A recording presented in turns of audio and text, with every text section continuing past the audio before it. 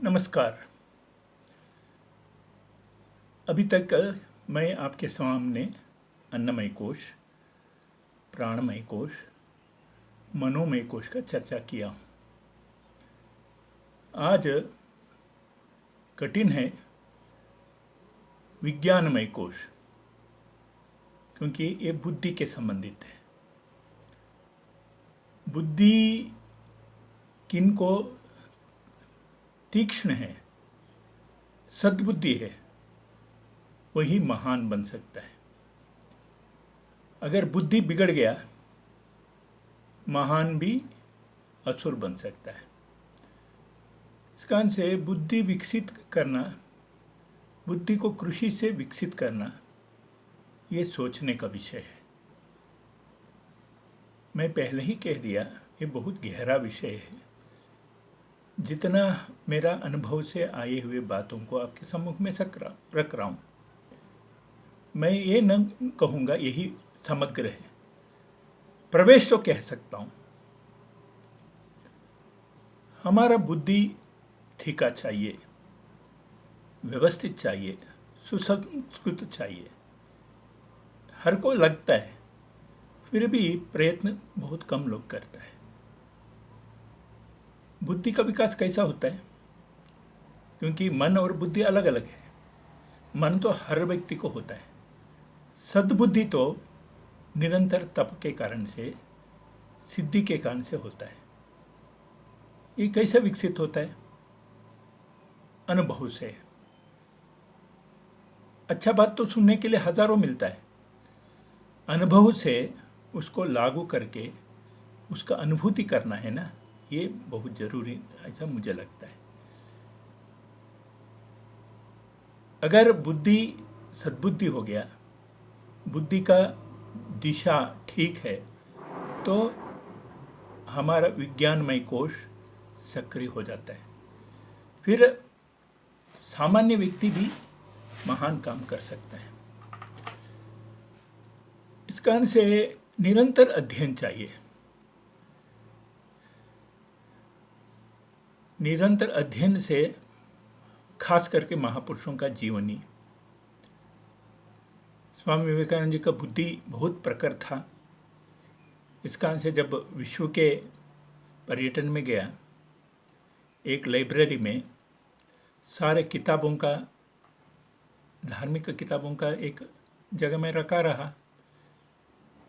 जब लाइब्रेरियन को पता चला ये भारत से आए सन्यासी है, उन्होंने मजाक में कह दिया, आपके भगवत गीता कोई पढ़ते नहीं, देखो सबसे नीचे है, जो पढ़ता है बाकी किताबें ऊपर है। स्वामी विवेकानंद जी ज़्यादा बोला नहीं, तुरंत जाके भगवत गीता को खींच लिया। बाकी सारे जितना भी ऊपर रखा था वो सारे गिर गया। उन्होंने यही बताया, भगवत गीता बाकी सारे जितना भी धार्मिक ग्रंथ है उसका नींव है। अगर नींव हिल गया तो बाकी सारे गिर जाता है। बुद्धि प्रखर रहे तो यह बात हो सकता है। इस कारण से बुद्धि प्रखरता महापुरुषों का जीवनी पढ़ने से होता है। बुद्धि प्रखरता रामायण महाभारत पढ़ने से होता है। बुद्धि प्रखरता भगवत गीता के अध्ययन करने से होता है। इस कारण से ठीका दिमाग तभी हो जाता है। ये निरंतर अभ्यास का है।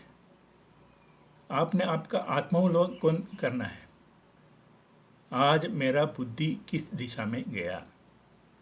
दुर्बुद्धि से हमारा हाथ से बुरा काम हो सकता है। इस कारण से सद्बुद्धि दो, ऐसा भगवान से भी प्रार्थना है। इस कारण से ही गायत्री मंत्र है। गायत्री मंत्र में 24 अक्षर है। ये 24 सात्विक गुणों का विकास करता है। जितना ज़्यादा गुण, सात्विक गुण विकसित होता है, वो ही बुद्धिमान माना जाता है। इसी कारण से गायत्री मंत्र का निरंतर उच्चारण भी हमारा बुद्धि को तेज करता है। मृत्युंजय मंत्र के 52 अक्षर है, ये भी हमारा बुद्धि को ठीका करता है। बुद्धि प्रखर चाहिए, स्पष्ट चाहिए, वाणी में भी स्पष्टता चाहिए, व्यवहार में भी स्पष्टता चाहिए। दुर्भाग्य से भारत में दो नेतृत्व देश का नुकसान कर रहा है। एक वो नेतृत्व है जिसने स्वयं बुद्धू है, बुद्धि का उपयोग नहीं कर रहा है, पटापट अकेला में निर्णय ले लेता है, वो भी हानिकारक है। दूसरा, जो बुद्धिमान है, जिनको अपना बुद्धि के बारे में विश्वास है, वो कन्फ्यूजन में है, क्या करे। एक और उदाहरण देना तो, किसके पास एक ही कपड़ा है, एक कपड़ा पहनना, एक कपड़ा ऊपर लटके है, उनका मन में कोई कन्फ्यूजन नहीं है। एक गंदा हो गया, धो के वो पहन लो।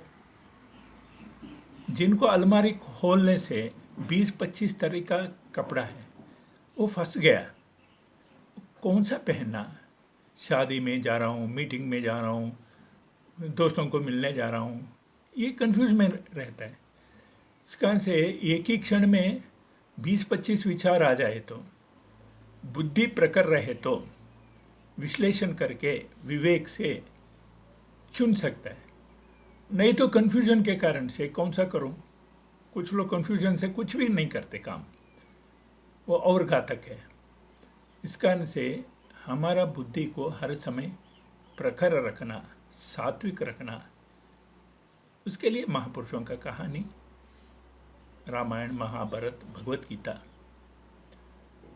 स्वामी विवेकानंद जी की जीवनी और भी जितना महापुरुष भारत में है, वो पढ़ता रहे तो हम परिस्थिति परिवर्तन होते हुए क्या करना समझ में आता है। आपने भी कुछ प्रयोग किए होंगे, क्योंकि ये निरंतर प्रयोग का विषय है। निरंतर ध्यान से हमारा बुद्धि को प्रखर कर सकता है। मानव शरीर का व्यवस्था ही ऐसा है, हम किसके बारे में ज़्यादा चिंता करता है वही हमको मिल जाता है। भगवान के बारे में चिंतन किया तो भगवान मिल जाता है। पैसा के बारे में चिंतन किया, उसी दृष्टि से हमारा मन लगाया तो पैसा मिल जाता है। इस कारण से पूरा बुद्धि के उपयोग करना, दुर्भाग्य से बहुत कम लोग हैं अपना बुद्धि को प्रखर करके रखना, ताज़ा करके रखना, अप टू डेट करना सोचने वाले। पहले भी मैं कह दिया, हर व्यक्ति अपना टारगेट तय करना, अपना सोच विचार पक्का करना, निरंतर चिंतन करना और सत्संग करते हुए ऐसा लोगों के साथ बैठना। अभी स्वास्थ्य क्षेत्र में मैं काम कर रहा हूँ। अब मेरा उस क्षेत्र में गहरा जाने के लिए योग जानने वाले के संपर्क करना, योग का किताब पढ़ना, जहाँ भी जाइए योग कुछ सिखाना, ये करते आए तो निरंतर मेरा बुद्धि उस दिशा में प्रगति पथ पर जाता है। इसी दृष्टि से विज्ञानमय कोश प्रखर करना है तो ये जरूर करना है। रावण का एक उदाहरण है। रावण शारीरिक रूप से अत्यंत प्रबल रहा, बलिष्ठ रहा, कैलाश पर्वत को उठा लिया। मन भी बहुत मजबूत था, मानसिक शक्ति के कारण से ही शिव का आत्मलिंग ले आया। और धन भी बहुत रहा, प्राण शक्ति भी अपार, शारीरिक शक्ति भी अपार, मानसिक शक्ति भी अपार। बुद्धि थोड़ा हाथ दे दिया। शूर्पणखा का कहानी आता है। शूर्पणखा शादी करने गई राम से, नहीं हुआ तो लक्ष्मण से।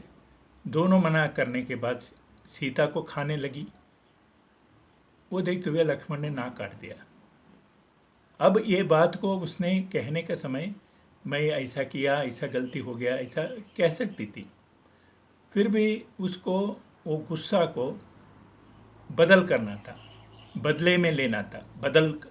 उस कारण से उसने क्या की, जाके रावण को शिकायत की, मैं तो सीता माता को लेके आना था, सीता इतना सुंदरी है, ऐसा सौंदर्य युक्त महिला आपके लिए समर्पित होना चाहिए। इस कारण से वो राम के साथ है, ये ठीक नहीं है। मैं इस कारण से सीता को लाने गई थी, फिर मेरा नाक कट गया। तो ये सुनने के बाद रावण सोच बदल हो गया, बुद्धि भ्रष्ट हो गया। इस कारण से सीता को प्राप्त करना ऐसा सोच के उन्होंने अभी तक कमाई हुए सारे संपत्ति गवा लिया, लंका गवा लिया, स्वर्णमयी लंका कहता है वो गवा लिया, अपना इतना स्टेटस जिसको कहता है दैविक स्टेटस, देवेंद्र भी डरता था, वो गवा लिया, आखिर प्राण भी गंवाना पड़ा।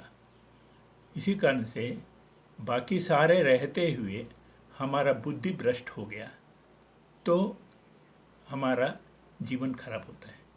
इस कारण से पूरा जीवन हम राम जैसा सार्थक जीवन जीना है, कृष्ण जैसा युक्ति प्रयुक्ति से धर्म को जिताना है, शिवाजी जैसा शत्रुओं का संख्या ज़्यादा भी है फिर भी निरंतर 220 युद्ध लड़ते रहे शिवाजी, हर युद्ध में जीतते रहे क्योंकि उनके पूरा सोच विचार आचार व्यवहार शुद्ध रहा।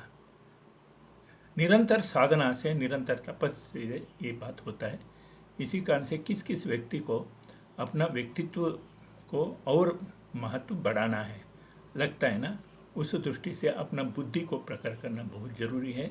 वो निरंतर अभ्यास से, निरंतर साधना से, निरंतर व्यक्तित्व विकास से।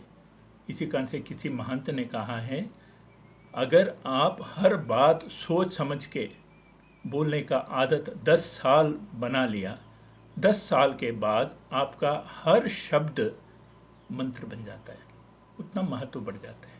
इसी कारण से मेरा आप सारे से विनम्र प्रार्थना है, बुद्धि प्रकट करने के लिए आप भी अपना साधना करें, अपना दृष्टि से अपना व्यक्तित्व को सार्थक करें, यही प्रार्थना है। नमस्कार।